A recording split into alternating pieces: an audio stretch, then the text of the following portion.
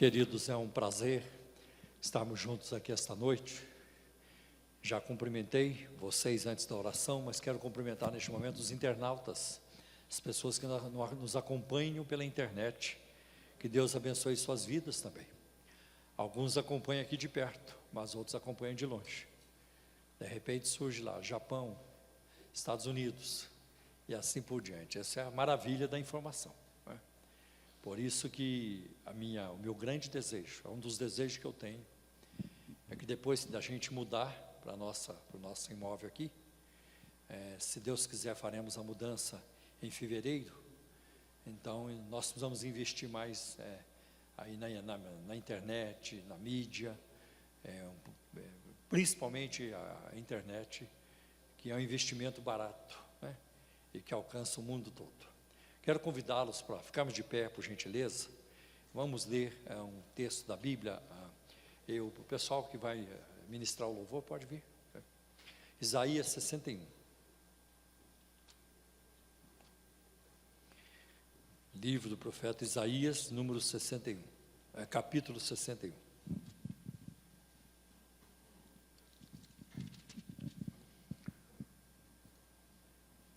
O Espírito do Soberano, o Senhor, está sobre mim, porque o Senhor ungiu-me para levar boas notícias aos pobres. Enviou-me para cuidar dos que estão com o coração quebrantado, anunciar liberdade aos cativos e libertação das trevas aos prisioneiros, para proclamar o ano da bondade do Senhor e o dia da vingança do nosso Deus, para consolar todos que andam tristes e dar a todos que choram em Sião uma bela coroa em vez de cinzas, o óleo da alegria em vez de pranto, e um manto de louvor em vez de espírito deprimido. Eles serão chamados carvalhos de justiça, plantio do Senhor, para manifestação da sua glória. Que texto fantástico, né? Que texto fantástico. E lá no Novo Testamento, na sinagoga de Cafarnaum, se não me engano, em Lucas 4, Jesus citou este texto, né? E ele aplicou esse texto a si mesmo, porque ele é, né, o servo de Isaías, o servo do Senhor. E Jesus não é apenas servo, ele é o servo sofredor. Eu digo para vocês que Jesus não veio lá do céu para a terra para outra coisa, a não ser para servir e dar a sua vida em resgate de muitos, né? Então nós vamos agora, com isso em mente, adorar o Senhor, a quem amamos e que também nos amou primeiro. Agora com a Sarita. Graça e a paz, queridos. Que privilégio, meu irmão, minha irmã. Que privilégio estar aos pés do Senhor, num dia como esse, em que há tantos correndo para lá e para cá, e você veio até a casa, que se chama casa de oração, para dizer a Ele: eu te amo, Jesus, te preciso, Jesus. E Ele está aqui, Ele ouve o nosso clamor. Você crê assim? Vamos adorá-lo. Entrega a Ele toda a preocupação, toda a ansiedade nessa hora. Ele tem cuidado de nós, querido. E o que podemos oferecer a Ele a não ser sacrifícios de louvor, por tamanha bondade, misericórdia, graça. Ah, Jesus, grande é o Senhor e muito digno de louvor. Diga a Ele: na cidade do nosso Deus, seu santo monte, a alegria de toda a terra.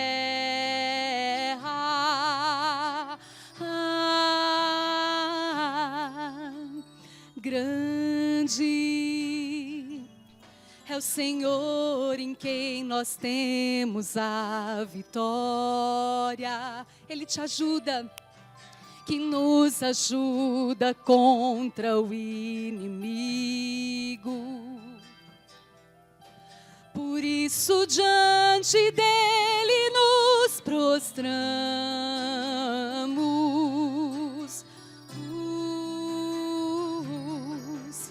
Queremos o teu nome engrandecer e agradecer-te por tua obra em nossas vidas. Confiamos em teu infinito amor,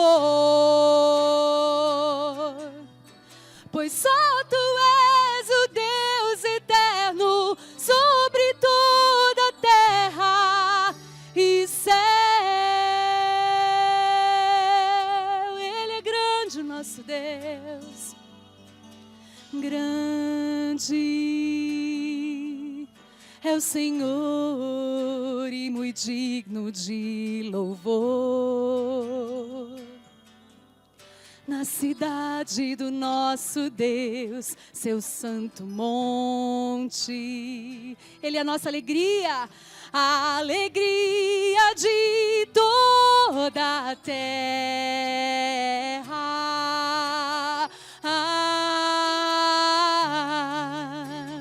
Grande é o Senhor em quem nós temos a vitória e que nos ajuda contra o inimigo.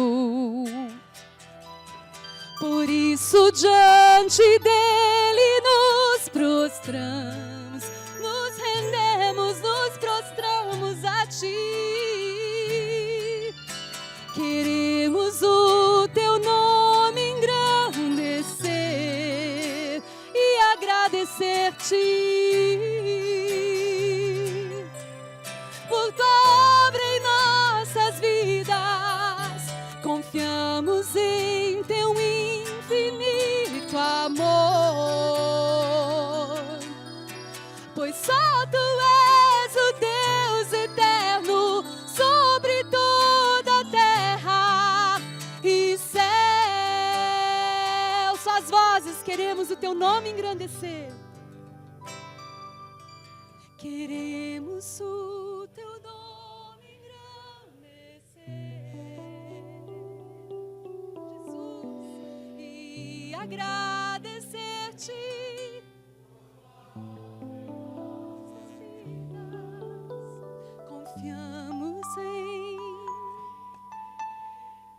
Confiamos em ti, Jesus, pois só tu és o Deus eterno sobre toda a terra e céu. Queremos o teu nome, Senhor, queremos o teu nome engrandecer. Obrigado, obrigado, Senhor, por tua obra em nossas vidas. Confiamos em teu infinito amor, pois só tu és o Deus eterno sobre toda a terra e céu.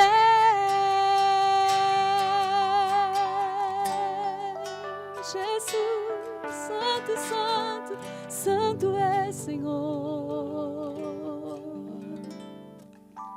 Nos prostramos na tua presença, Senhor, para te adorar, como aquela mulher adoradora que quebrou o vaso de alabastro, Senhor, e enxugou seus pés com seus cabelos. Eis-nos aqui, ó Deus, para te dizer que nós te amamos, te adoramos, te bendizemos em todo o tempo. E não há outro além de ti. Tu és o nosso Deus. Tu és o nosso Deus. Tu és lindo, maravilhoso, perfeito. Nunca chega atrasado, Senhor. Como não nos render a ti? Como não te adorar, Senhor? E te agradecer por tantos benefícios que o Senhor tem nos concedido.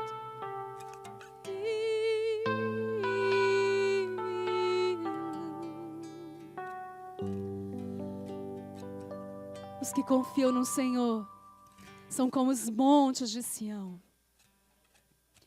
Se há uma preocupação tomando aí a sua mente, o seu coração, querido, guarda o teu coração, porque dele procedem as fontes de vida. Confia no Senhor de todo o teu coração, querido. Viu? O Senhor te ama, te cuida. Jamais chega atrasado.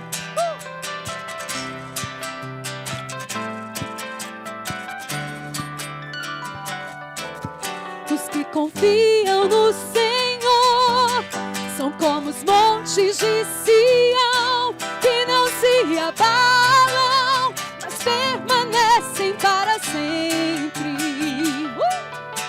Como em volta de Jerusalém estão os montes, assim o Senhor em volta do seu povo. Eu creio, Jesus. Autoridade e poder, o domínio em suas mãos, pois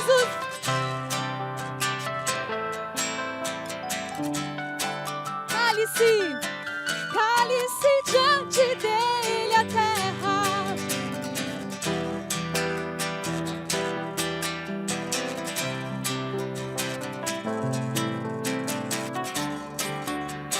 Não dá. Não dá, sem Jesus não dá. Não dá, sem Jesus não dá pra viver. Não dá, sem Jesus não dá. Sem Jesus não dá. Os que confiam no Senhor são como os montes de Sião, que não se abalam, mas permanecem para sempre. Como em volta de Jerusalém estão os montes, assim o Senhor em volta do seu povo. Autoridade e poder, o domínio em suas mãos, pois o Senhor é Deus, o Senhor é Rei dos povos. Cálice diante dele a terra, dobre os joelhos, ergam as mãos, pois o Senhor é Deus, o Senhor é Rei dos povos. Cálice diante dele a terra, dobre os joelhos, ergam as mãos, pois o Senhor é Deus, o Senhor é Rei dos povos. Não dá, sem Jesus não dá. Não dá, sem Jesus não dá pra viver. Não dá, sem Jesus não dá. Não dá, sem Jesus não dá. Não dá, sem Jesus não dá. Não dá, sem Jesus não dá. Não dá, sem Jesus não dá.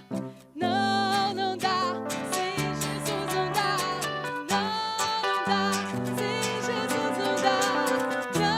Não dá, sem Jesus não dá pra viver. Não dá, sem Jesus não dá.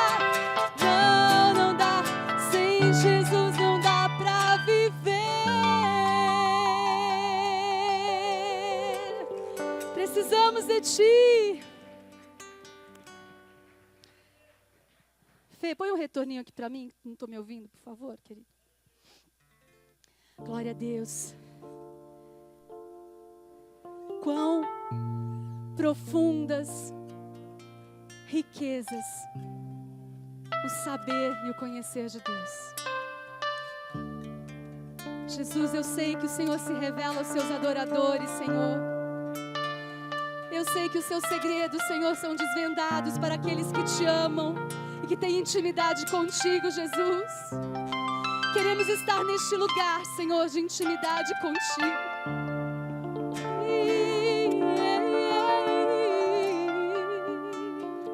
Ouvir a tua palavra e guardá-la bem. Queremos, Senhor, queremos te conhecer mais profundamente.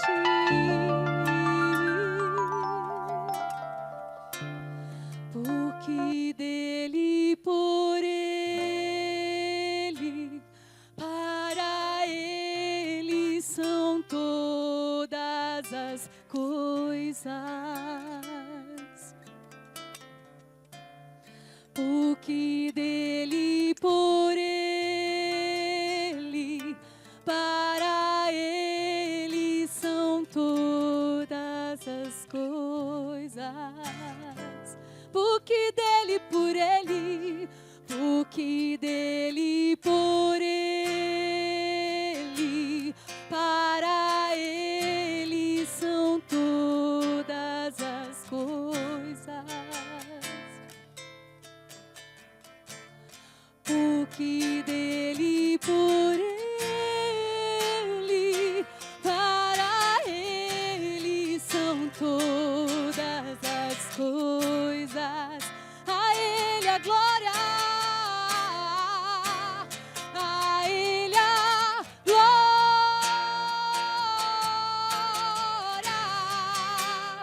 a ele a glória,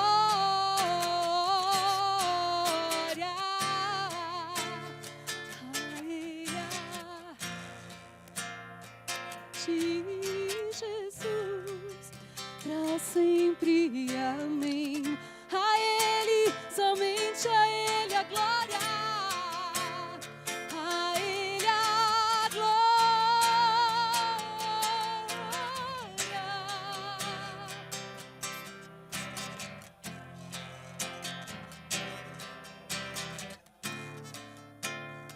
A ele a glória,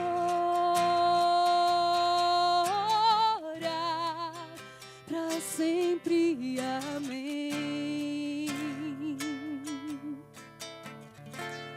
Quão profundas riquezas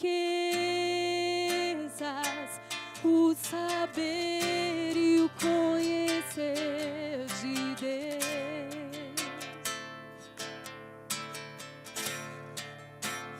Quão insondáveis seus juízos e seus caminhos. Quão profundas riquezas, quão profundas riquezas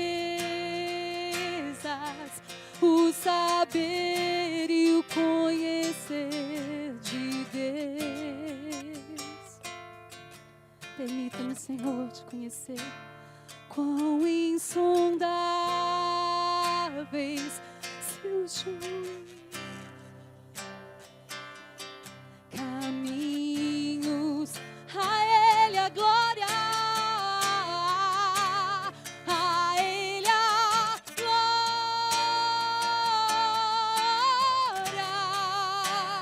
a ele a glória,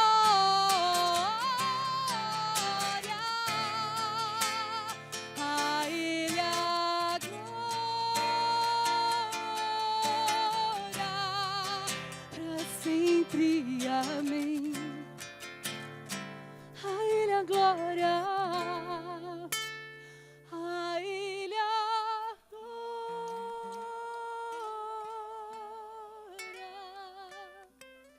a ele a glória,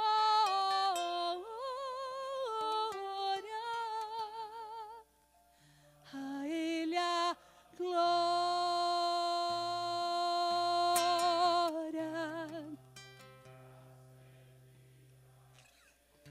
Te adoramos, Jesus, a ti a honra, a glória, a ele a glória,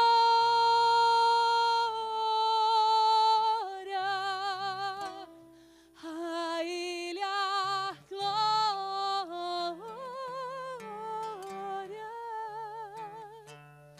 a ele a glória,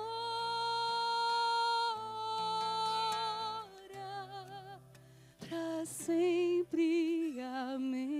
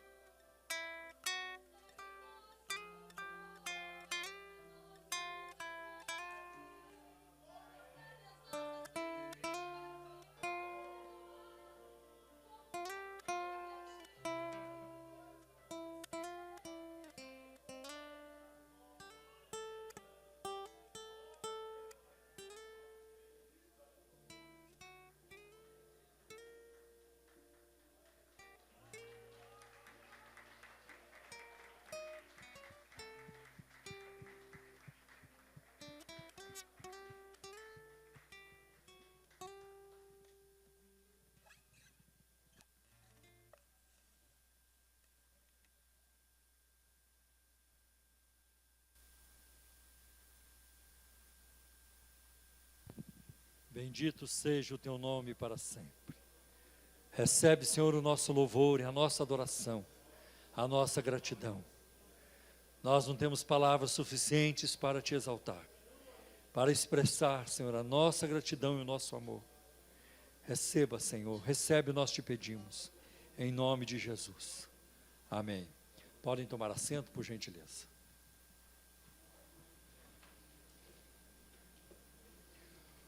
Hoje o nosso estudo será sobre Apocalipse, capítulo 3, versículo de 14 a 22.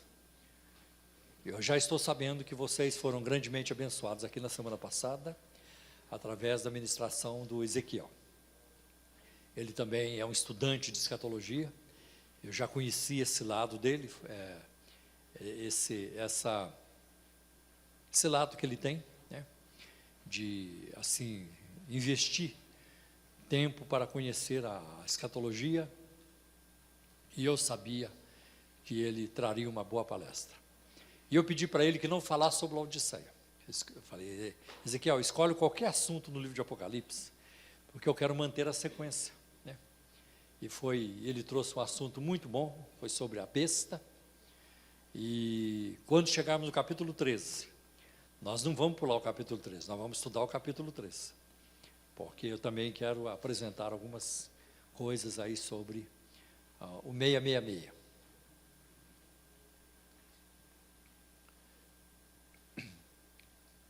Parece que vocês estão distribuindo outra coisa além do esboço ou não? É isso mesmo? É só esboço mesmo? Pensei que era algum convite. Não. Ah.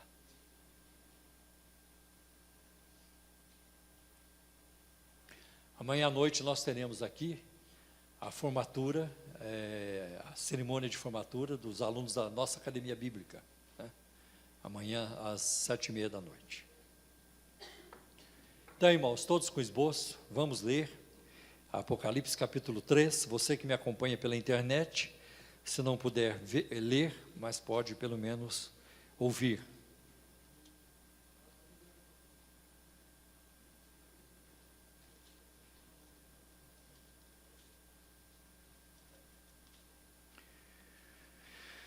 Ao anjo da igreja em Laodiceia, escreva: estas são as palavras do Amém, a testemunha fiel e verdadeira, o soberano da criação de Deus. Conheço as suas obras, sei que você não é frio nem quente. Melhor seria que você fosse frio ou quente. Assim, porque você é morno, não é frio nem quente, estou a ponto de vomitá-lo da minha boca. Você diz, estou rico, adquiri riquezas e não preciso de nada. Não reconhece, porém, que é miserável, digno de compaixão, pobre, cego e que está nu. Dou-lhe este conselho: compre de mim ouro refinado no fogo, e você se tornará rico. Compre roupas brancas e vista-se para cobrir a sua vergonhosa nudez. E compre colírio para ungir os seus olhos e poder enxergar. Repreendo e disciplino aqueles que eu amo. Por isso seja diligente e arrependa-se. Eis que estou à porta e bato.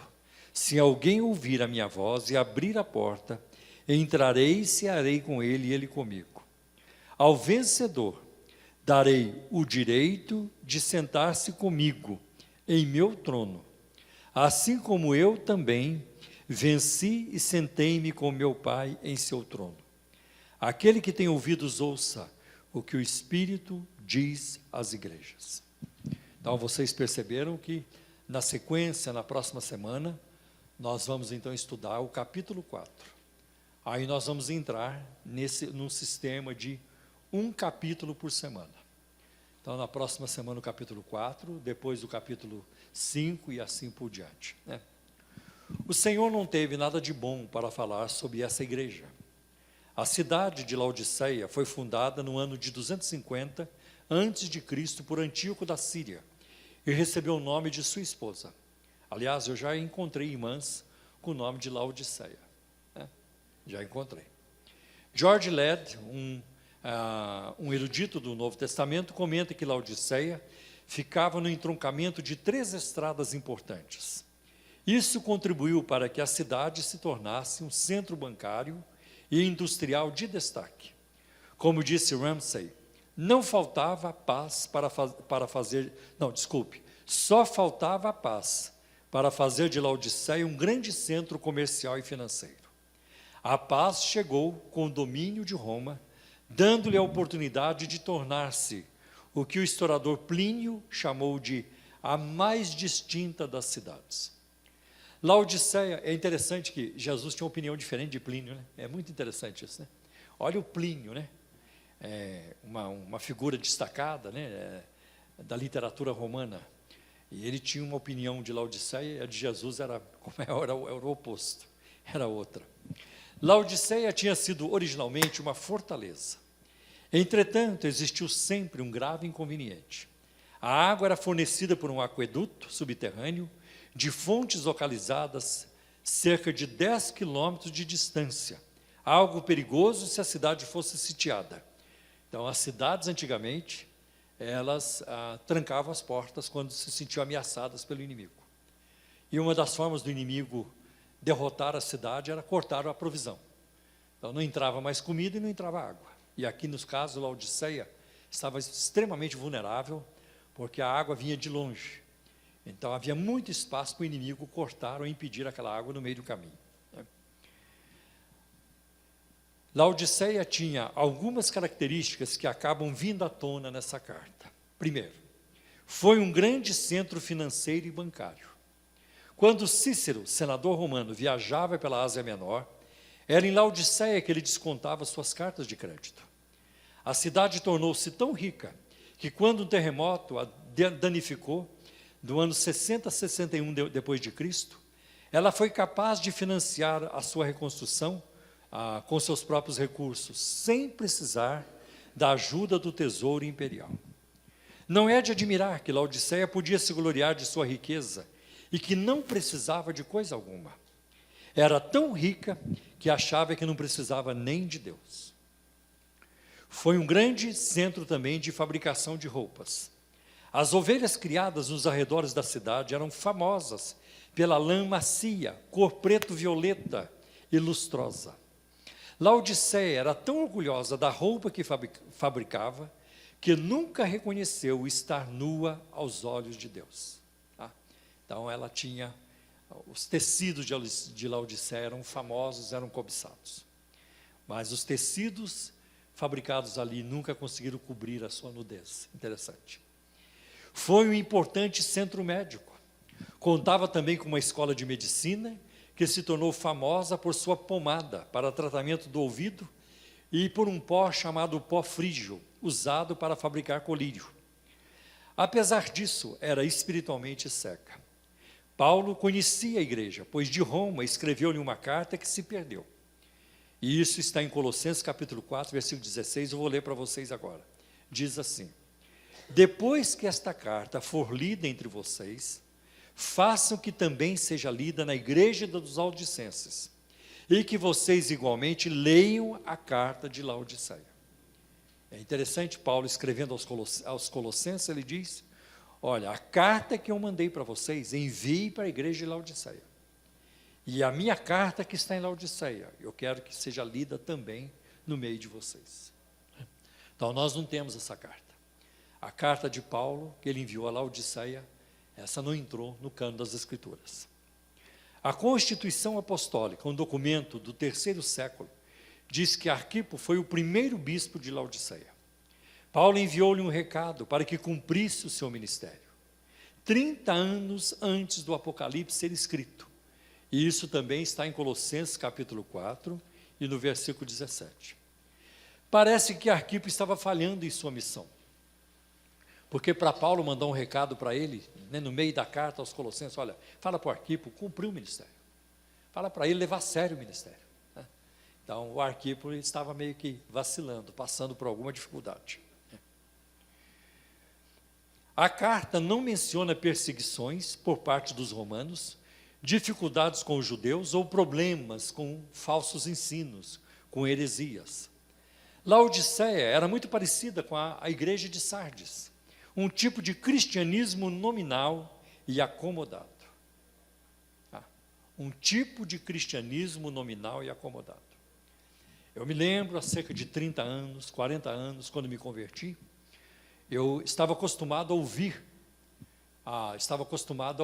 uma expressão, católico nominal.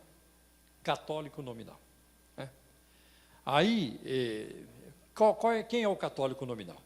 O católico nominal é aquele que vai à igreja católica, no batizado, vai no casamento, quando morre alguém também ele vai. E quando passa o pessoal do IBGE fazendo estatística, pergunta, de que religião você é? Eu sou católico. Mas isso acontece com uma grande parte dos católicos. Né? Eles não praticam a religião, não confessam, não comungam, mas eles dizem ser católicos. Então, quando eu me converti na Assembleia de Deus, em 1971, a gente não conhecia crentes assim. Crente era a pessoa convertida, carregava a Bíblia, era zombado, era perseguido, tinha dificuldade com a família, no trabalho, o chefe perseguia, os colegas perseguiam, porque não era fácil. Naquela época, o Evangelho exigia de nós uma postura, de quem se convertia exigia uma postura. Embora o Evangelho continue exigindo tal postura, mas ela já não é mais produzida. Então, hoje nós temos o evangélico nominal. Então, ele bebe, ele vai para barzinho, ele conta piada imoral, ele está envolvido com pornografia, tá? Ele dá ele pula cerca de vez em quando. Tem um punhado de coisa que ele faz. Né? E ele apronta aqui e ali, de vez em quando. E geralmente ele fica muito tempo sem ver a igreja. Lá um dia dá um estalo, ele ouve uma ameaça. Às vezes o coração dá um negócio assim, opa, preciso ir para a igreja, aquele negócio todo, né? Ou então ele leva um susto. Às vezes é assaltado, aí ele corre para a igreja. Esse é o evangélico nominal. Ele serve a Deus não porque ama a Deus, mas porque tem medo do inferno. Ou ele está incerto quanto ao futuro. Né? Então, este é o evangélico nominal. Né? Vive uma vida muito complicada. Né? E nós não podemos viver dessa maneira.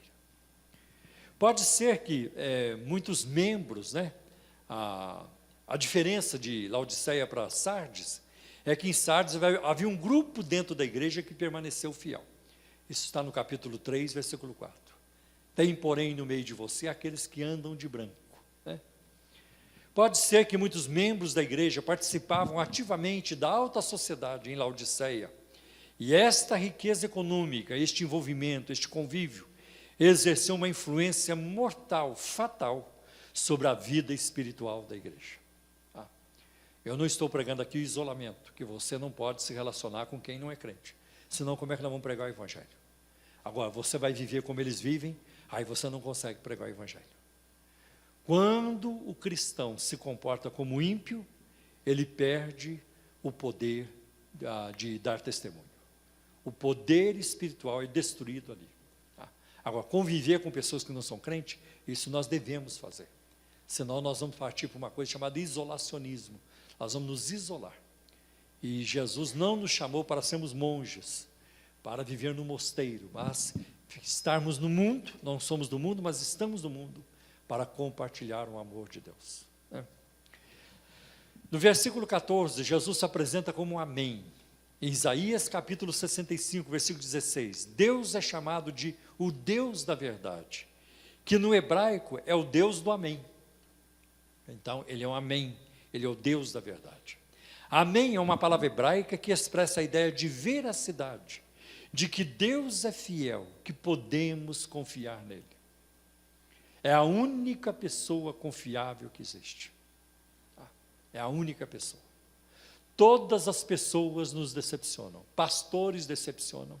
Bispos, apóstolos, então nem se fala. Parece que quanto mais alto, mais decepciona. Né? Eu acho que os apóstolos decepcionam mais do que os diáconos. Então parece que quanto mais alto o título, parece que pior a situação fica. Né? Então, nosso Deus é confiável. Igrejas decepcionam. Né? Governos decepcionam. Marido, mulher, esposa e esposa decepcionam, mas o nosso Deus, ele é 100% confiável. E a frase seguinte que é usada aqui reforça esse título que Jesus aplica a si mesmo de amém. a testemunha fiel e verdadeira. E eu já dei um exemplo aqui para vocês, sobre o que se passa num tribunal. Por exemplo, no tribunal, a promotoria, ela tenta desconstruir, desmascarar, ou envergonhar, ou tirar a credibilidade da testemunha de defesa.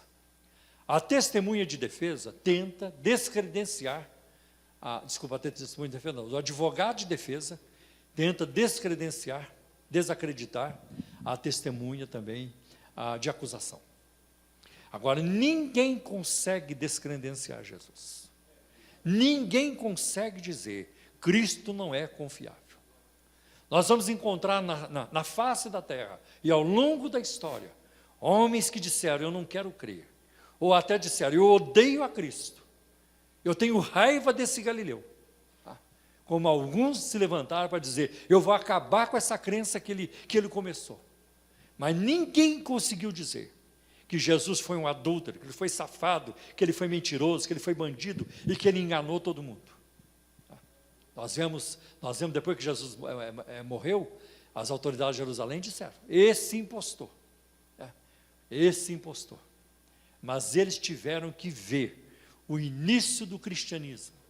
Eles sabiam que a mensagem da ressurreição de Cristo estava presente nos seus dias. Em Atos capítulo 6, a Bíblia diz que muitos sacerdotes aderiam à fé. E para mim isso é uma coisa incrível. Justamente aquela classe que o perseguiu. Agora vários deles estão deixando o judaísmo e abraçando o cristianismo. Por quê? Por que muitos sacerdotes começaram a se converter? E isso não preocupou as autoridades de Jerusalém? Isso não preocupou o alto clero? Claro que procurou.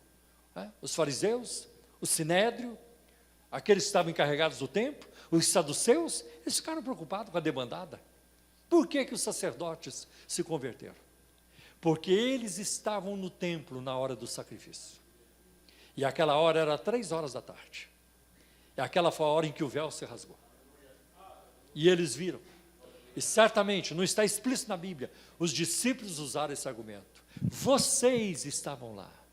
Vocês viram quando o véu se rasgou de alto a baixo. Era isso que ele estava fazendo, abrindo acesso para o Pai. E os sacerdotes se converteram. É fantástico isso. É fantástico.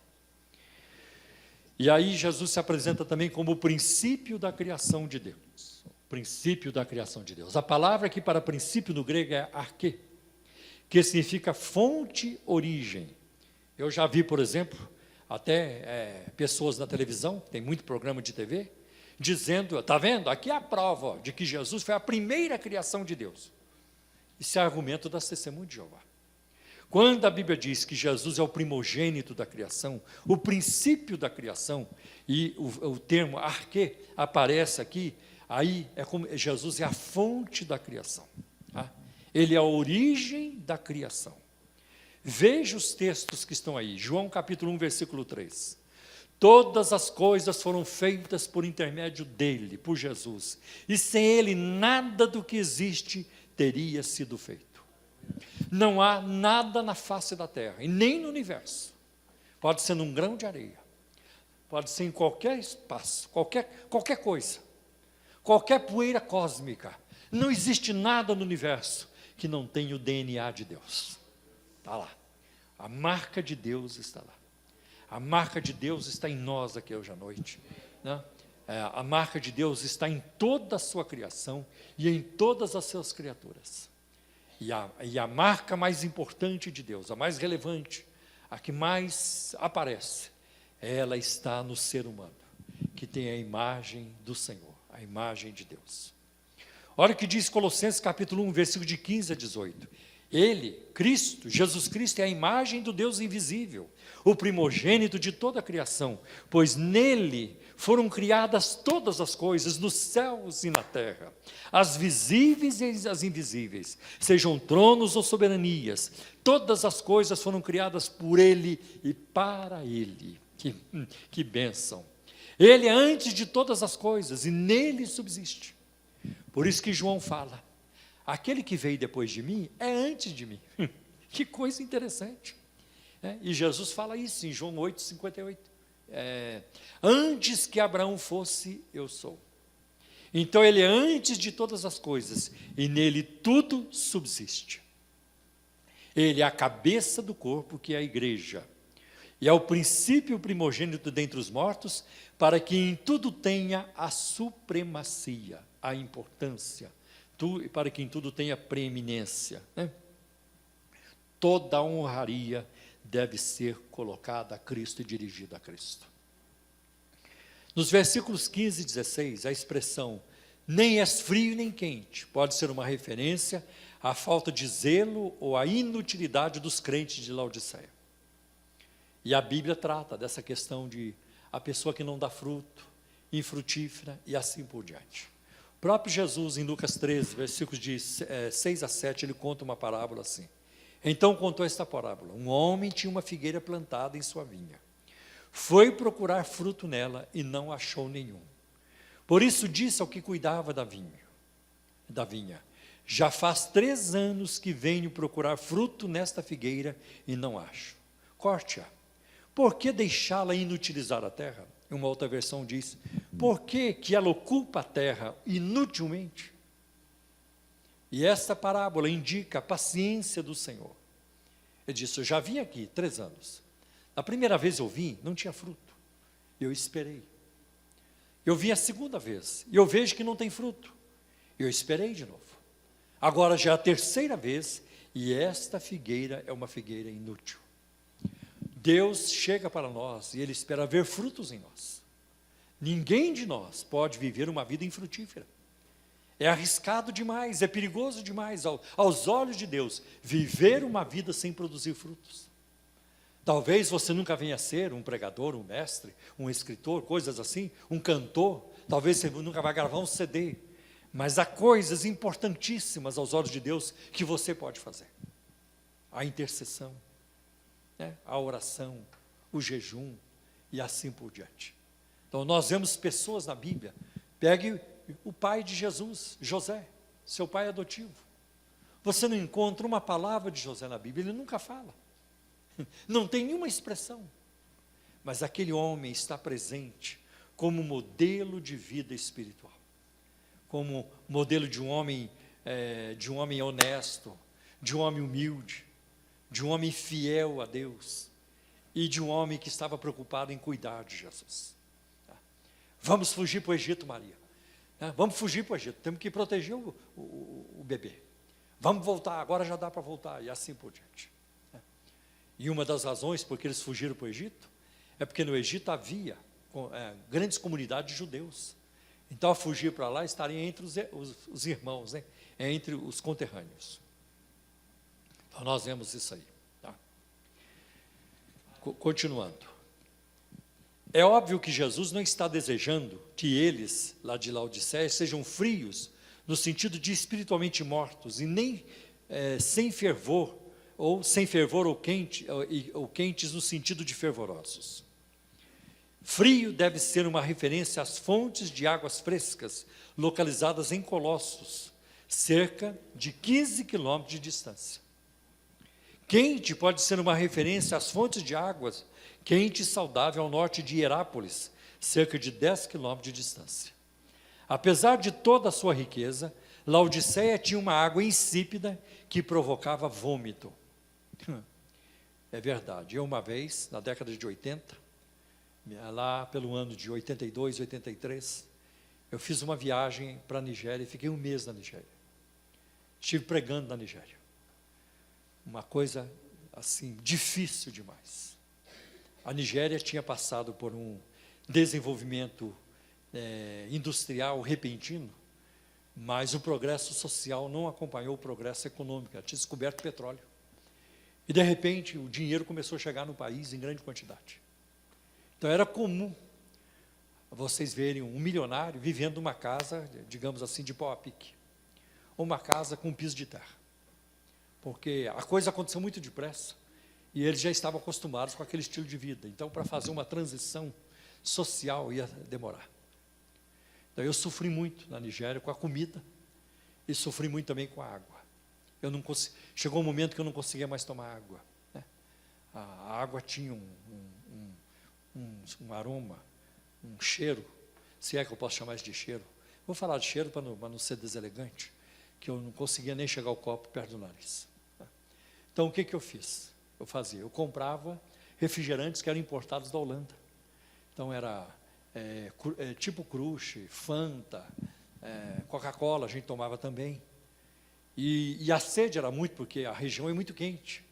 Então, eu tinha que tomar muito refrigerante. E aquilo me deu uma gastrite, era gastrite direto, né? Era muito difícil. Né? E outra coisa, dava nojo da comida. Todo lugar dava nojo da comida. Eu fui uma vez convidado para jantar ou almoçar na casa de um cara rico. Porque conhecia o pastor, queria agradar o pastor e tudo. Eu sentei minha mesa para comer, eu não conseguia comer. Eu me lembro que naquele mês que eu passei na Nigéria, eu visitei um casal de missionários americanos, na cidade de Bendel, no estado de Benin, no estado de Bendel. E eles estavam lá, do lado de uma igreja muito grande, uma igreja grande, e aquele missionário trabalhava lá. Então, quando eu entrei no apartamento deles, a primeira coisa que me chamou a atenção foi o toalete, foi o banheiro. Puxa, a descarga funciona, porque a gente não tinha isso lá. Né? O banheiro era um buraco no chão, lá do lado de fora da casa. Eu esperava chegar à noite para ir lá, né, para menos pessoas me verem. Era muito complicado. Né? E você lá agachado e as baratas saindo de dentro do buraco, aquele negócio todo. Era uma coisa, campo missionário mesmo, né? Verdadeiro campo missionário. Então, e outra coisa que eu fiz aquele dia na casa dos missionários, eu comi com prazer, né? Porque eu sabia que aquela comida era uma comida limpa, né? Era uma comida que tinha sido feita bem feita, né? Então, aquela foi a única refeição que eu comi com prazer. Quando eu entrei no avião, para voltar para os Estados Unidos, lá da Nigéria fui para os Estados Unidos, aí a aeromoça perguntou para mim na hora de servir o jantar: o senhor quer bife ou frango? Os dois. Eu quero os dois.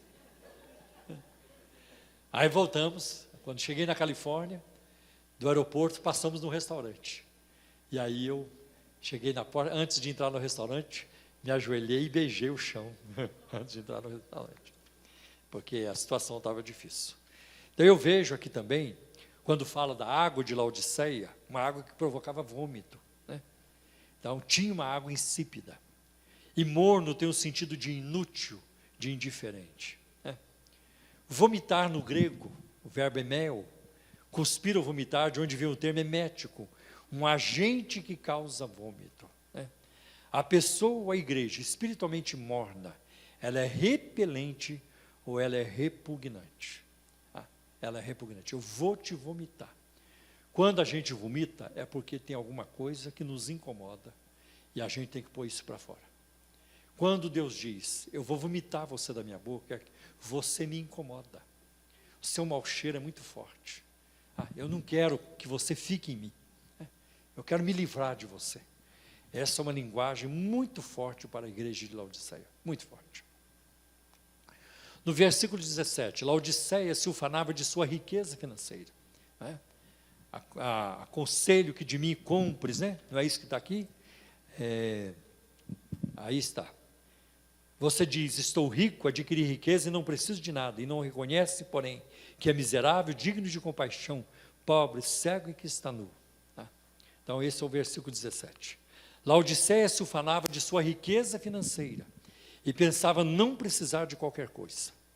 Se tudo que uma pessoa tem é apenas riqueza material, essa pessoa não tem nada. Esse é o evangelho que está sendo pregado hoje na igreja brasileira. Toma posse da sua bênção, toma posse do seu carro, toma posse da sua casa e assim por diante.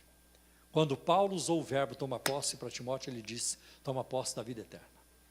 Ele até que poderia ter dito, se ele quisesse, se fosse correto, ele teria dito, toma posse da saúde, toma posse da sua cura, porque Timóteo tinha um problema de enfermidade.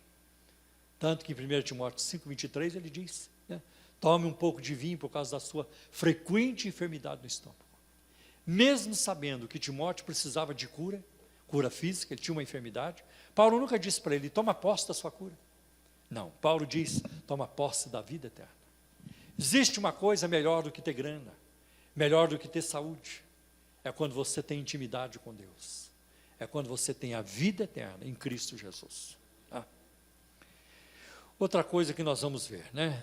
Aqui. Outra coisa, um dos problemas mais sérios da igreja de Laodiceia não era somente a sua indiferença, mas a ignorância do seu verdadeiro estado. A igreja de Laodiceia não se conhecia. Talvez a igreja tenha considerado sua riqueza material como sinal de saúde espiritual. E esse é um grande erro. Hoje, os pastores, bispos e apóstolos, se o camarada tem grana, nossa, aquele cara tem a unção de Deus, ele tem a bênção de Deus na vida. Às vezes está ali um mafioso, um gangster, um ladrão, um trapaceiro, que se enriquece às custas do crime, e eles dizem que aquela pessoa é uma grande bênção. Mas tem um pobre na igreja, e ele está sempre pobre. Aquele lá é um miserável, um coitado, né? Deus já esqueceu dele. Né? E não é essa linguagem que Jesus usou para a igreja de Esmirna.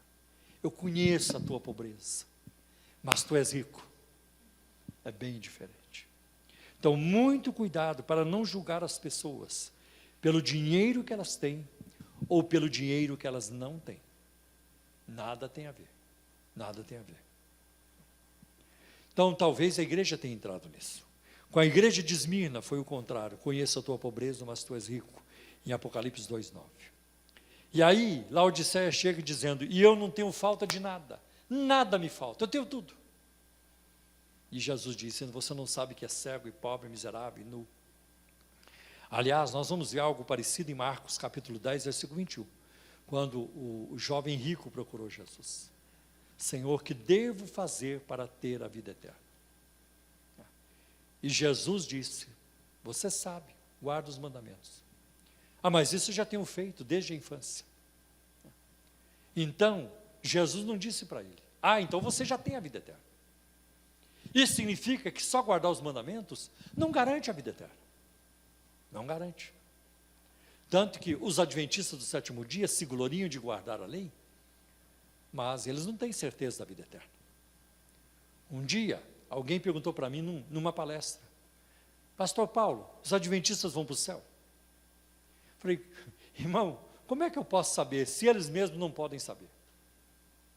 Nenhum adventista tem certeza da vida eterna, por causa de uma doutrina chamada juízo investigativo. O Senhor está lá investigando a vida deles, a ficha deles o tempo todo. Hoje pode ser que ele tenha, mas amanhã já pode estar numa situação diferente. Então, só guardar os mandamentos não garante a vida eterna.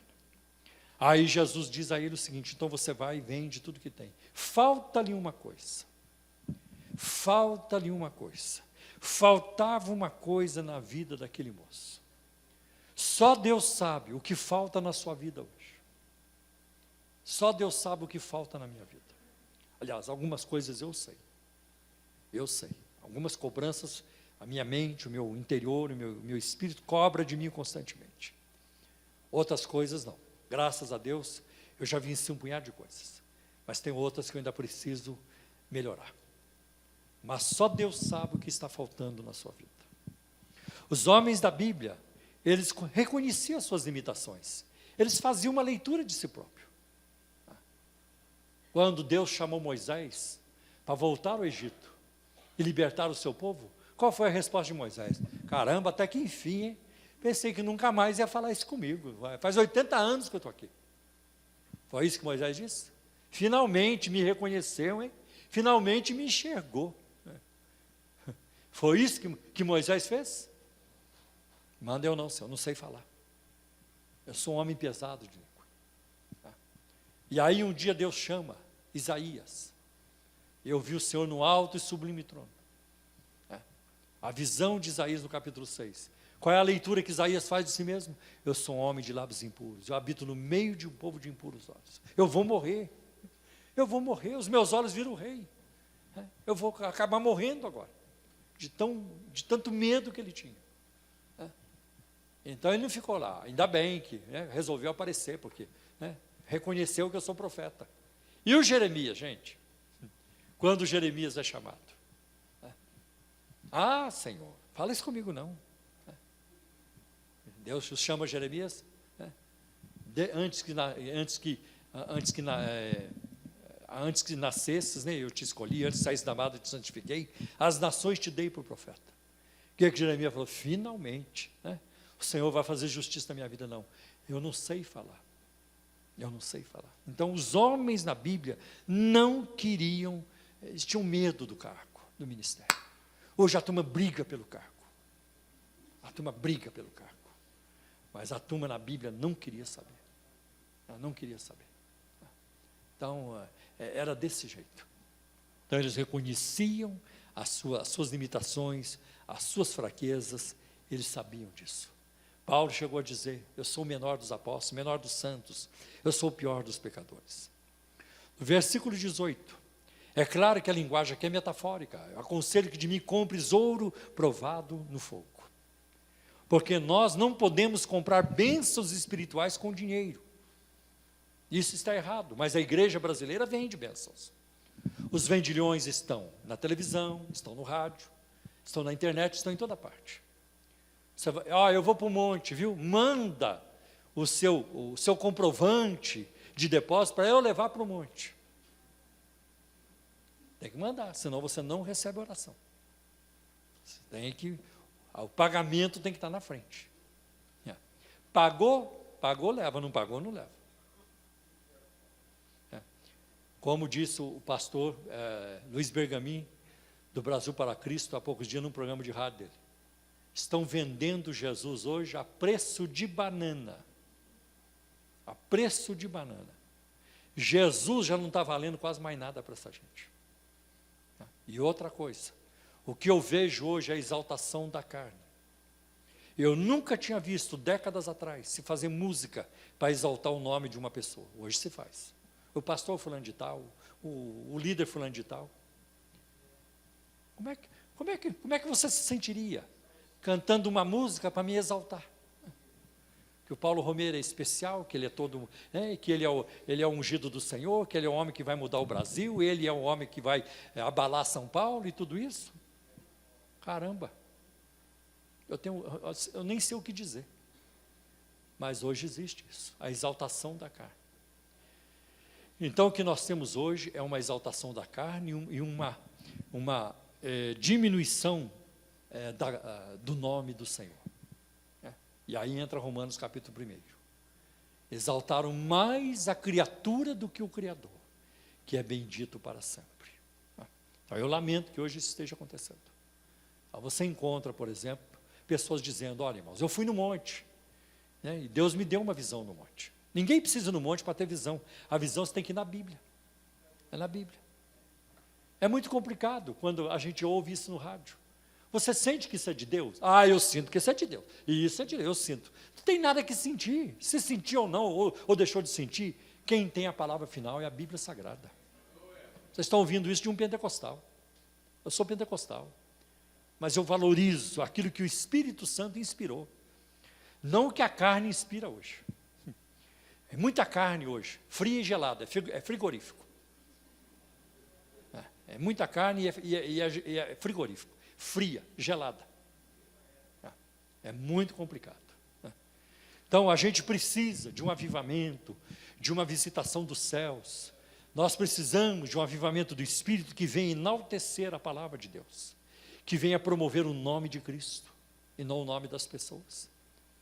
Você vê hoje as igrejas que vão surgindo por aí, são numerosas, então elas se endeusam, elas se promovem. Essa igreja aqui tem poder, nessa igreja aqui é solo fértil, aqui a coisa acontece, é aqui que muda, não é mais Jesus, é a igreja do fulano de tal. E outra, pior ainda, se Deus estiver na vida daquele homem, se Deus estiver na vida daquele, o Deus do Valdemiro, o Deus daquele, é o Deus... Não, a Bíblia fala, o Deus e Pai de nosso Senhor Jesus Cristo. Não é o Deus da carne, do homem carnal, que precisa da graça de Deus como você e eu precisamos. Então, esse caminho que a igreja evangélica tomou no Brasil, é um caminho escorregadio, ele é perigoso, é caminho de baderna, é caminho de confusão doutrinária. Confusão doutrinária. Então vamos em frente. Venham, Isaías 55:1.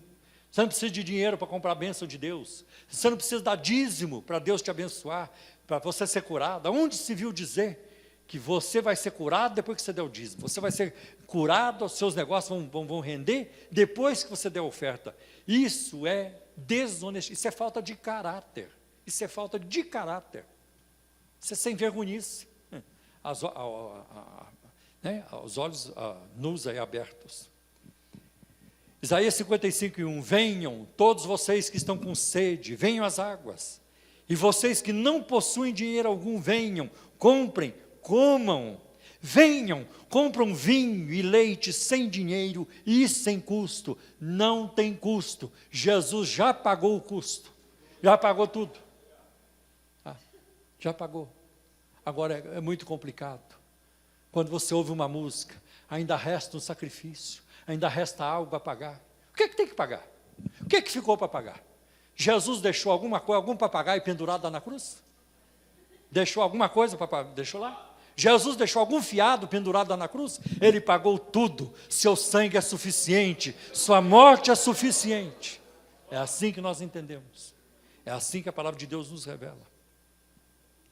Veja ainda as parábolas do tesouro escondido e da pérola de grande valor, em Mateus 13, 44-46. A pessoa vende tudo, porque eu quero esse tesouro chamado Jesus. Aí numa ilustração, num símbolo de que eu vou abandonar tudo por amor a Jesus. E foi isso que eu fiz. Não há nada neste mundo que possa ameaçar o meu amor por Jesus. Nada. Nem minha mulher. Nem meus filhos, ninguém de vocês, nem anjo, nem arcanjo, nem serafim, nem querubim, é o que está lá em Romanos capítulo 8, não há nenhuma criatura, nada, nem potestade, nem poder, que possa nos separar do amor de Deus, que está em Cristo Jesus, nosso Senhor. Isso é segurança, isso é certeza. Eu acho isso muito importante.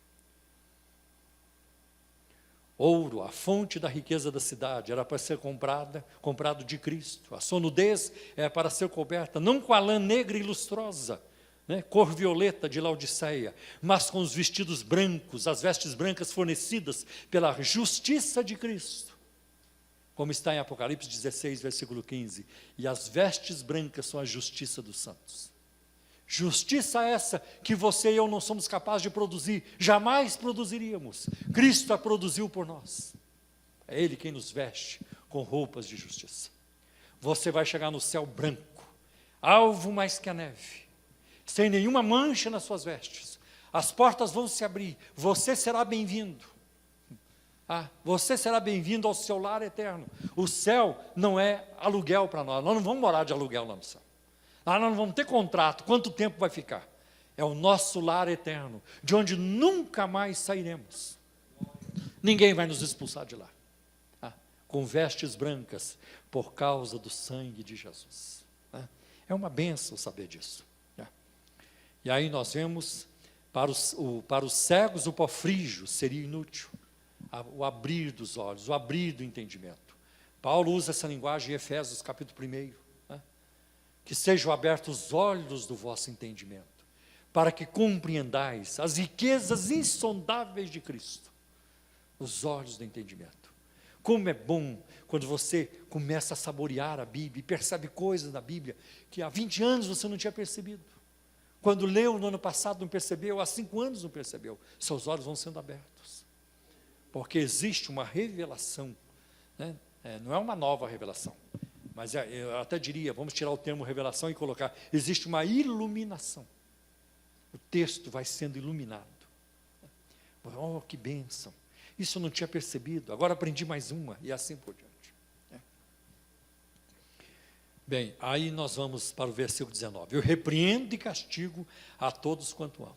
Talvez uma citação de Provérbios 3,12, que diz assim, pois o Senhor disciplina quem ama, assim como o pai faz ao filho, de quem deseja o bem.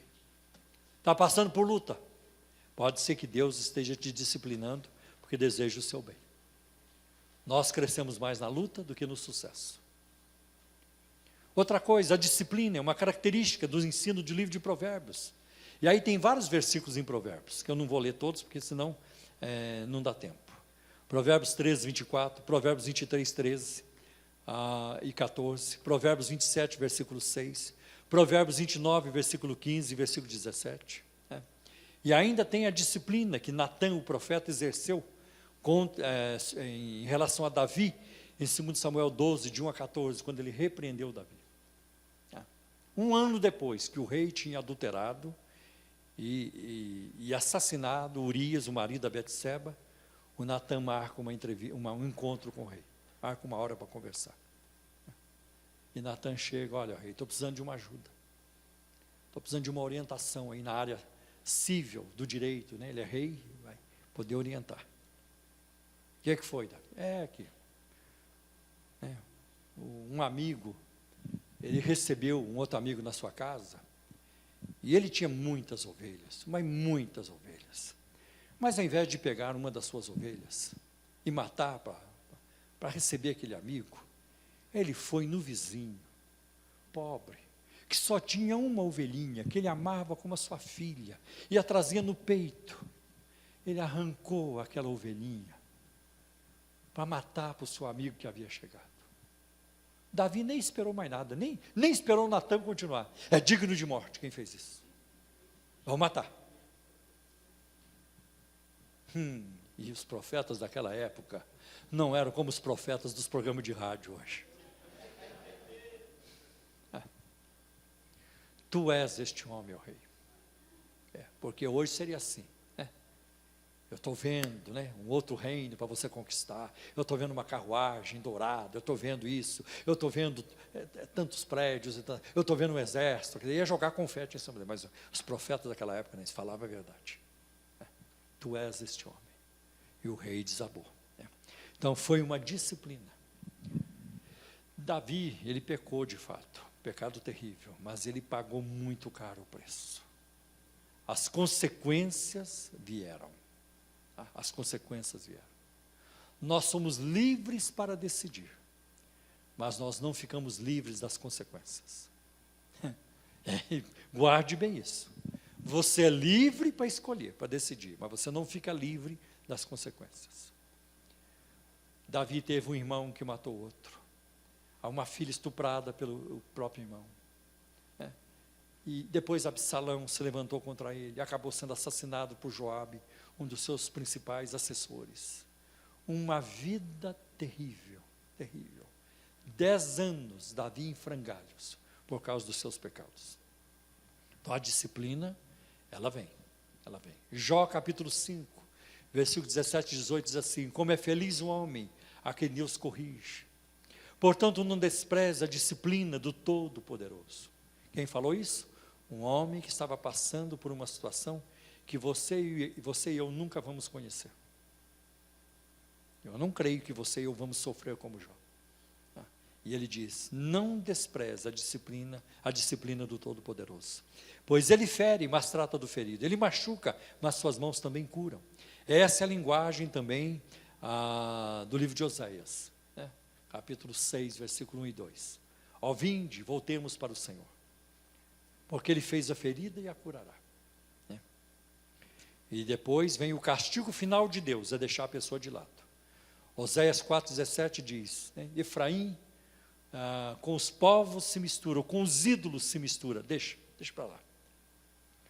E Tito 3,10, um homem ímpio, depois de uma ou duas palavras, deixa para lá, não fique perdendo mais tempo.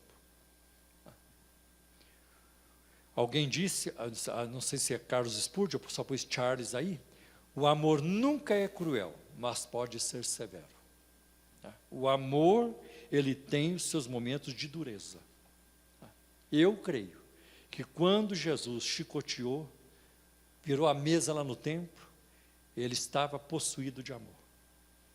Eu não creio que Jesus algum dia odiou, porque o ódio é uma emoção negativa, pecaminosa. E Jesus teve todas as emoções humanas, menos as pecaminosas. Então eu não creio que ele odiou. A severidade da repreensão é igualada à magnitude do amor, o que faz do juízo apenas um dedo da mão amorosa de Deus. Deus ama tanto que ele poderia disciplinar tanto, mas ele só disciplina um pouquinho. É assim que a gente faz. Uma palmadinha. Né? É pouco. Deus faz assim também. Porque se Deus fosse nos castigar na proporção com que Ele nos ama, aí nós não iríamos suportar. Então a mão de Deus é leve, né, para os seus filhos. A atitude de Cristo não era punitiva, mas disciplinadora e corretiva. Deus não quer punir ninguém de nós. Não, Deus não quer. Ele quer nos disciplinar, nos corrigir, para a gente mudar, para a gente ser feliz. Porque de outra forma não seremos felizes. E nos versículos 20 e 21, eis que estou à porta e bato. Se alguém ouvir a minha voz, abrir a porta, entrarei, cearei com ele e ele comigo. E eu vejo os pregadores usando este texto num convite evangelístico, ou numa mensagem evangelística. Olha, você que não conhece a Cristo. Né? A palavra de Deus diz, eis que estou à porta e bato, abra a porta do seu coração. Essa palavra não foi dita a incrédulo. Essa palavra foi dita ao anjo da igreja de Laodiceia. Então, este não é um versículo para incrédulo. Este é um versículo para os crentes. Isso então significa o quê? Que há tempos na vida do crente em que Jesus fica de fora. Um namoro fora da vontade de Deus, a forma desse namoro, um caso, uma aventura fora de casamento, Jesus está de fora da porta. E muitas outras circunstâncias. Né? Quando você quebra, rompe com uma pessoa, já não fala mais com ela, você não pode viver assim. Você sabe que eu critico muita gente, mas eu não estou de relacionamento rompido com ninguém. Eu posso conversar com todas as pessoas de quem eu discordo. E eu já fiz isso. De encontrar a pessoa de repente, vamos conversar.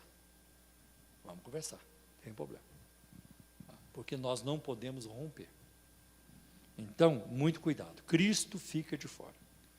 Este convite é sempre citado como um convite, uma promessa para os que estão de fora da fé cristã. Aqui representa Cristo, a porta dos corações dos crentes de Laodiceia. E agora vem uma coisa muito interessante, preste atenção nisso. Os gregos tomavam 3 refeições por dia. O café da manhã, chamado acratisma, que não passava de um pedaço de pão seco molhado no vinho. Eu acho que é mais ou menos o cafezinho do brasileiro, ou o pão com manteiga com pingado, que não alimenta nada. Já vou dizendo logo para você. Pão com manteiga, um pingado não alimenta nada. Sai da meia hora depois você já está com fome, porque já digeriu, o estômago já digeriu. O que alimenta é se você levantar de manhã, comer um presunto, comer um tender, um bacon. Bacon não come, é muito gorduroso. Um ovo ou 2 ovos, aí sim. Me lembro a época que eu trabalhava na roça. Como é que aguentava até a hora do almoço? Ovo quente. Pegava um ovo, esquentava, quebrava, tomava. Aí eu trabalhava. É só ver lá aquele filme, Os Dois Filhos de Francisco. Meu pai também chamava Francisco. Então, era assim. Então, esse café da manhã aqui é fraquinho. Pingado com pão com manteiga, pão na chapa, isso não alimenta coisa nenhuma. Eu estou cansado de saber. Tá? Agora, se você comer um misto quente, aí é diferente. Se você colocar um hambúrguer lá no meio, alguma coisa assim, aí pode alimentar. Então, não passava de um pão seco molhado no vinho. Depois, a refeição do meio, chamada ariston, que nem sempre acontecia em casa. Podia ser um pequeno lanche. Podia ser um pequeno lanche tomado até mesmo na praça da cidade. E por último, vinha a refeição noturna, chamada deipinon, que era a principal refeição. É sobre essa que Jesus está falando aqui. E, assim, cear é uma referência à refeição mais importante do dia, aquela que se faz sem pressa, sendo no costume oriental, uma ocasião importante para a comunhão íntima com os amigos mais próximos. Essa era o tipo de refeição que Jesus estava tomando com os discípulos na última ceia. Eu sei que era uma celebração da Páscoa, é verdade, mas ele deixou para o fim do dia, deixou para a noite. Então, essa refeição, Jesus não estava convidando a igreja de Laodiceia, pão pingado e pão com manteiga. E pão na chapa. Não foi isso que ele convidou.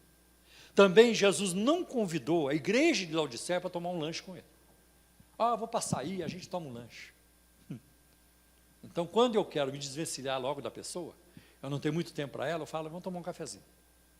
Se for para demorar 15 minutos, vamos fazer um lanche.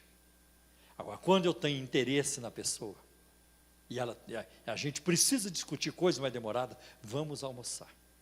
A gente precisa marcar um almoço. E foi o que Jesus fez com a igreja de Laodiceia. Precisamos marcar um almoço. A gente não se encontra faz tempo. E nós temos muito o que conversar.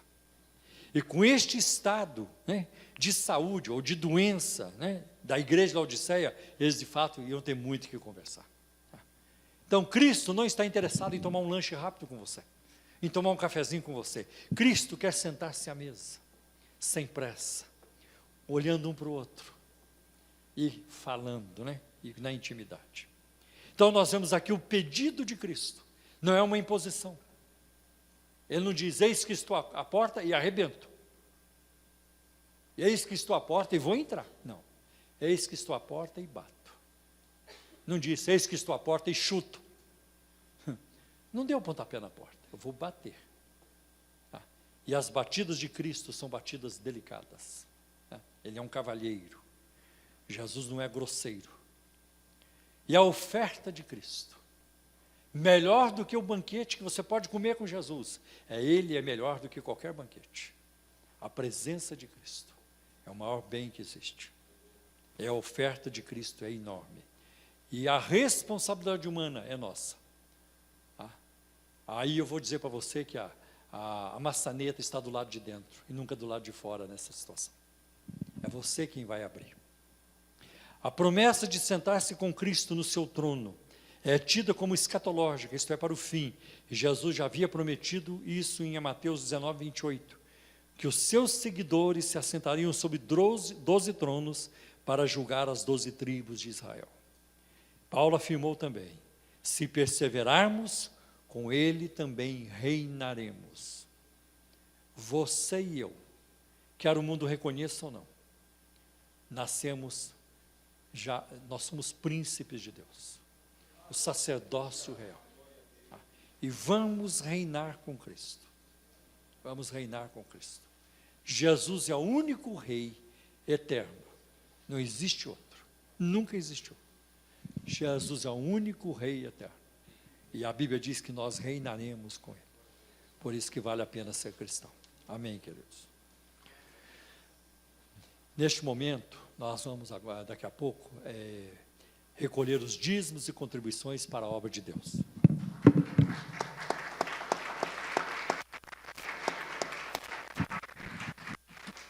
Quero explicar algo para vocês muito rápido. Quero explicar algo muito rápido para vocês. Nós estamos numa campanha para a gente pagar pela nossa propriedade aí do lado. Nós começamos a fazer a reforma está a todo vapor.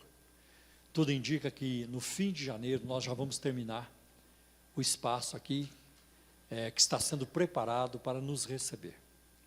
Nós temos até 14 de março para ficar aqui nesse prédio, onde nós estamos. Porque aqui foi vendido. E lá foi comprado. Quer dizer, aqui foi vendido, mas lá nós compramos. Né? Graças a Deus que metade do imóvel já está pago. Mas nós precisamos da outra metade. Na verdade, hoje nós precisaríamos de cerca de 1,5 milhão para terminar de pagar pela propriedade. Mas nós estamos fazendo a reforma também. E reforma, gente, você pensa que é igual na sua casa. Eu vou gastar 10 mil, acaba gastando 15, 20. Porque as coisas começam a surgir. Deu um vazamento aqui, aquele cano estourou. Pronto. Você não contava com aquilo. Então, eu peço a sua ajuda nesse sentido. Orem por nós. Ore para Deus enviar os recursos, porque Ele pode enviar. Ele sabe onde estão os recursos. E também, se você pode participar e deseja participar, ajude-nos. Nós fizemos a campanha do tijolo. Até na rádio alguém fez uma crítica a nós. Fulano que fala, mas também tem a campanha do tijolo. É verdade, nós temos a campanha do tijolo. Mas não é para pagar programa de rádio, não é para comprar carro, nem helicóptero, é para comprar um bem palpável visível e pisável, né? Usar o pisável, nós vamos pisar nele. Tá? E também não é para mim. Não é para mim como essa turma faz. Pega os bens da igreja e coloca nos seus nomes. Aqui nós tem vários ministérios famosos no Brasil que fazem isso. A igreja não tem nada no nome dela, tudo no nome do líder e dos seus filhos. Então, aqui na nossa igreja, nem que eu quisesse fazer isso, eu não consegui. Eu não consigo. Porque eu já ensinei a igreja. Então, eu não consigo mais enganar a igreja cristã da Trindade, porque ela já está vacinada. Nem que eu quisesse. Não tem mais jeito. Então, é um bem palpável, é para a igreja. E outra, como disse o nosso irmão ali, que é arquiteto, a igreja cristã da Trindade não tem noção do tamanho da bênção que Deus nos deu. Nós só conseguimos este imóvel porque somos inquilinos. Exercemos o direito de compra. Né? O direito de, nós vamos comprar. Aqui não deu, mas lá deu, glória a Deus. Então, se você tiver uma oferta, puder nos ajudar, cada tijolo é R$ 1.500. Pastor, não posso dar 1.500, dê o que você puder. A única coisa que eu peço é que você especifique no envelope, coloca lá sede própria, porque nós estamos fazendo um controle separado desses recursos, para a gente pagar pelo que ainda falta. Nós vamos ter que fazer esse pagamento até o dia 14 de março. Vamos ter que pagar o que falta. Então, nos ajude em oração. Nos ajude da forma que você puder, lá no Facebook. Comenta com seus amigos, irmãos, pessoas com quem do seu círculo de relacionamento. Às vezes você conhece aí uns granfinos aí, uns grandões aí, né? Eu não conheço, mas vai ver que você conhece, pode ser que você conheça. E você, olha, a igreja já está precisando, o irmãozinho lá está precisando de uma ajuda, e você pode ajudar e tal. Eu não sei, é Deus quem vai fazer esses negócios. Né? É Deus quem faz. Então, nos ajuda nisso. Né? Eu vou pedir, já distribuíram? Pode distribuir. Pode distribuir.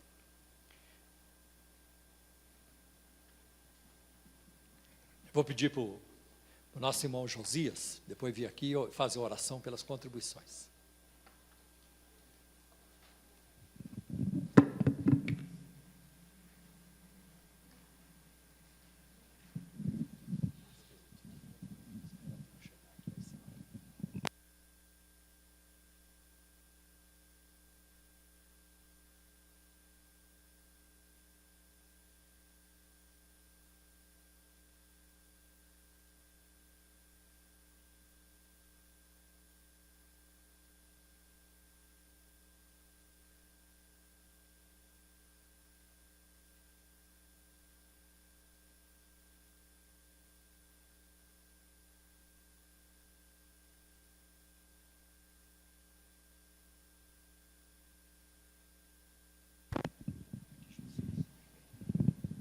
Amém. Glória a Deus. Senhor, meu Deus e meu Pai, neste momento nós queremos te louvar, te agradecer por cada irmão que nesse momento vai entregar o dízimo, a oferta. Pai, que o Senhor possa abrir a janela dos céus para aqueles que talvez hoje não tenham condições de ofertar na tua casa. A igreja necessita dos recursos para continuar a obra. E eu sei que o Senhor sabe onde eles estão. Então, nesta noite, meu Deus, nós queremos agradecer todos aqueles, Pai, que vai contribuir, que o Senhor possa abrir as janelas dos céus, derramar bênção do seu tesouro sobre cada vida, Pai. É o que nós te pedimos, te agradecemos, em nome de Jesus. Amém. Glória a Deus.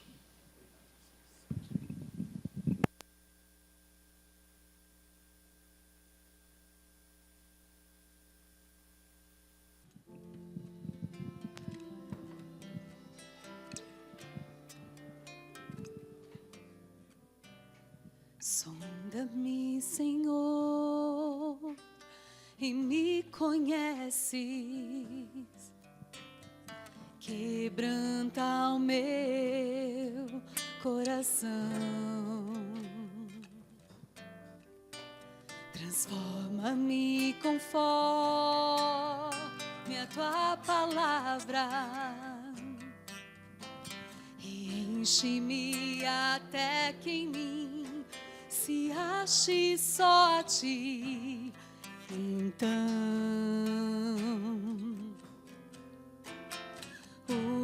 usa-me, Senhor,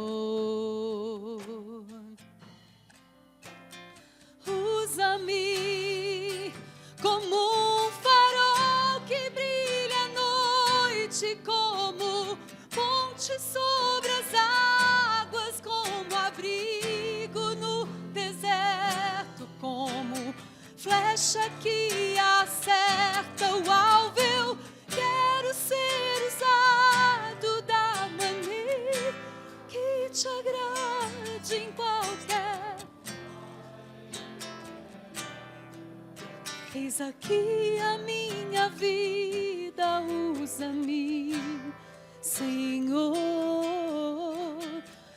usa-me. Sonda-me, Senhor, e me conhece.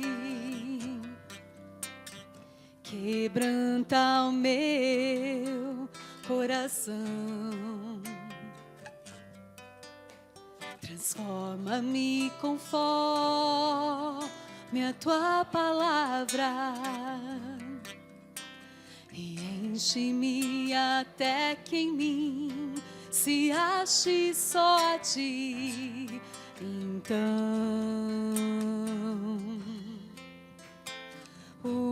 usa-me, Senhor, usa-me como um farol que brilha à noite, como ponte sobre as águas, como abrigo no deserto, como flecha que acerta o alvo. Eu quero ser usado da maneira que te agrade em qualquer hora e em qualquer lugar. Eis aqui a minha vida, usa-me, Senhor, usa-me.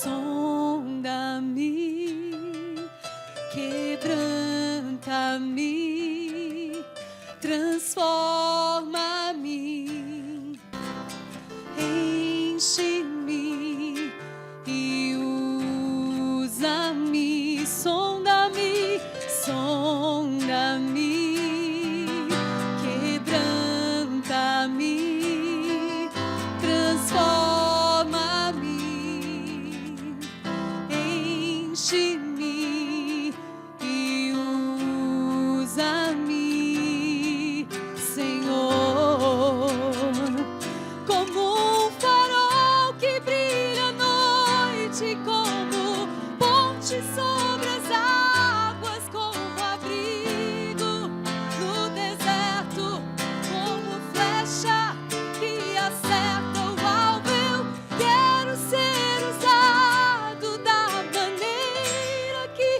te agrade em qualquer hora e em qualquer lugar. Eis aqui a minha vida, usa-me, Senhor, usa-me, Senhor.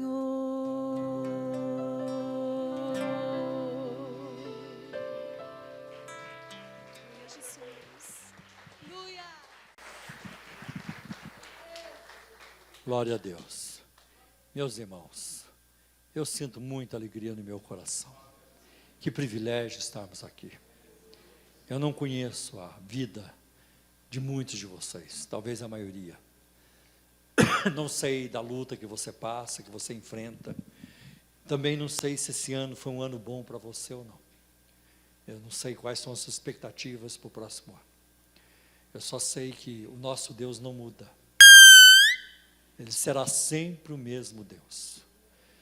Nunca estará contra nós, sempre a nosso favor. Até quando Ele puxa a nossa orelha, né? Às vezes a mãe pega na orelha do filho. Bom, não é bom pegar na orelha, não devia dar nem esses exemplos. Mas eu já vi muito isso, você já viu também. A orelha não é um bom lugar para pegar. Mas quando Deus nos disciplina, é porque Ele nos ama também. Eu quero orar por você hoje à noite, para Deus te ajudar, Se você está sem alegria, para Deus te alegrar.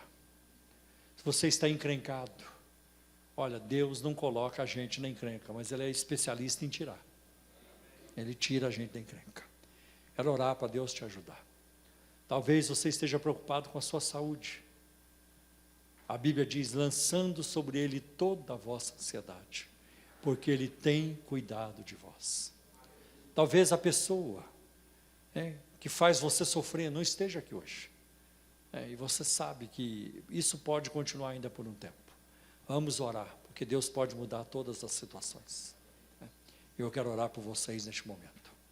E vou dizer para vocês, não vou orar pulando, se bem que não vejo nada de errado. Quando o Espírito Santo move, nós pulamos também. Quando o Espírito Santo move, nós oramos em línguas, nós profetizamos, interpretando línguas e tudo isso. A única coisa que eu não acho apropriada é ficar forçando para isso acontecer. Há poucos dias nós tivemos aqui 2 cultos de derramamento do Espírito Santo. Eu me surpreendi, eu não sabia que ia acontecer, mas foi maravilhoso. Pode acontecer aqui hoje à noite, pode acontecer na quinta-feira que vem, eu não sei quando. Aqui nós não tem como a gente fazer a agenda do Espírito Santo. Ele é soberano, Ele age como Ele quer. Aliás, quando aconteceu isso, há uns 15 dias, eu me lembro que eu saí de manhã de casa, saí muito cansado. Faz uns 15 dias. O final do semestre, por causa da universidade, nos cansa demais. É aluno, é monografia, orientação, é nota. É terrível, é terrível. E eu saí de casa no domingo de manhã e falei, meu Deus, como é que vai ser? Como é que vai ser? E mal sabia eu que Deus nos daria um presente naquela manhã. Houve um derramamento do Espírito. Que bênção, como isso refresca a igreja. Como refresca a igreja. Os crentes se sentem fortalecidos. Aí, fui para casa, mas eu tinha que voltar à noite. Descansei um pouco, domingo depois do almoço, tem que descansar. Falei, bem, eu já sei que os cultos nunca são iguais. Só para vocês terem ideia, uma vez eu preguei sobre Maria Madalena, eu era solteiro ainda no Jardim Previdência, quando não tinha esse túnel aí do lado. A igrejinha estava lá, menor igreja do mundo. Para você entrar na igreja, você tem que levantar a perna e pular para a cerca na porta, porque entrava enchente quando chovia. A menor igreja do mundo. Nunca preguei na minha vida igual preguei aquela noite, nem antes nem depois. Preguei sobre Maria Madalena. Aquele culto não terminou, não teve jeito de terminar. As revelações que Deus foi trazendo, as iluminações, foi demais. Aí eu tentei pregar em outro lugar, a mesma coisa, não deu certo. Foi só para aquela noite. Então, não tem como você, não tem, Deus é que faz, não adianta, é Deus é quem faz. Aí nesse domingo, teve uma benção aqui domingo de manhã, foi uma visitação de Deus. Eu falei, bem, eu já sei que as coisas de Deus não se repetem, então eu vou ficar na miúda, eu vou pregar, como eu sempre faço todo domingo. Irmão, naquele domingo à noite foi maior que de manhã. Foi maior ainda, eu não esperava. O que foi aquilo? Então, a gente tem que estar aberto para a obra de Deus e para as operações de Deus, A gente precisa aprender isso, que o Senhor é soberano, Ele faz como Ele quer, faz como Ele quer. Aí eu me lembro uma vez, em São José dos Campos, a igreja lá, a Assembleia de Deus, chamou Alcibiades Vasconcelos para pregar. Ele era o presidente da convenção da Assembleia de Deus no Brasil. Domingo à noite, a igreja lotada, preparada para ouvir o presidente da convenção. Tá bom. Aí o pastor anunciou o coral vai cantar. E depois do coral, o pastor Alcibiades vai pregar a palavra de Deus. Tá. E o coral levantou, começou a cantar. Dali a pouco uma irmãzinha do coral começou a chorar. A outra começou a chorar também. Parou de cantar. Uma terceira começou a chorar, parou de cantar. Um irmão começou a chorar, parou de cantar. E aquilo foi se espalhando pela igreja. E o pastor Alcibiades nem cumprimentou a igreja aquela noite. Nem deu a paz do Senhor para a igreja. Foi um derramar do Espírito Santo. Muitas pessoas sendo batizadas com o Espírito Santo, tudo isso. Agora, o pastor da igreja planejou aquilo? Não, claro que não planejou. Você não traz o presidente da convenção lá de Manaus, paga a passagem para ele, os gastos e tudo, para ele nem cumprimentar a igreja. Ninguém faz isso. Essas coisas são coisas do Espírito de Deus. Aí é importante. Assim nós queremos. Nós queremos isso. E eu creio que Deus vai nos dar muito mais do que isso. Eu creio. Então vamos orar, quero orar por você agora. Levanta sua mão comigo. Se você tem algum pedido para colocar diante de Deus no altar do Senhor. Pai, existe aqui, Senhor, um grupo de homens e mulheres que são chamados teus filhos, corpo de Cristo, que foram lavados e remidos no sangue derramado na cruz do Calvário, o sangue do Cordeiro de Deus. Estende sobre cada um de nós aqui esta noite tua mão bondosa e poderosa. As tuas mãos são mãos que curam, que protegem, são mãos que sustentam. As tuas mãos são mãos de provisão, Senhor. O Senhor é um Deus rico, todo ouro e toda prata e toda fortuna do universo é tua. Cuida do teu povo. Senhor, tuas mãos são mãos de um exímio cirurgião. Não há ninguém que opera como o Senhor opera. Não há ninguém que cura como o Senhor cura. Estende agora a tua mão de poder, Senhor, sobre essas pessoas aqui esta noite. Toca nos nossos corpos físicos, em cada célula do nosso corpo, trazendo saúde, vigor. Toca nos ossos, nos nervos, nos músculos, Senhor. Retira todo o mal, Senhor, para a glória do teu nome. Senhor, eu apresento diante de ti a Shirley, lá de Guarulhos. Meu Deus, abençoa esta mulher que nos acompanha pela internet. Dá-lhe a tua bênção também. E os demais que nos acompanham pela internet, em diferentes partes do mundo, e que nem compartilharam os seus pedidos de oração. O Senhor sabe o que elas precisam. O Senhor é poderoso para agir. Envia agora, distribui as tuas bênçãos em todos os continentes do mundo, Senhor. Meu Deus, em todas as partes do mundo, Senhor. Distribui as tuas bênçãos sobre o Brasil. Distribui as tuas bênçãos sobre os nossos lares, sobre os nossos negócios, sobre as nossas atividades, sobre a igreja, sobre os ministérios. Senhor, eu sei que há homens e mulheres aqui esta noite,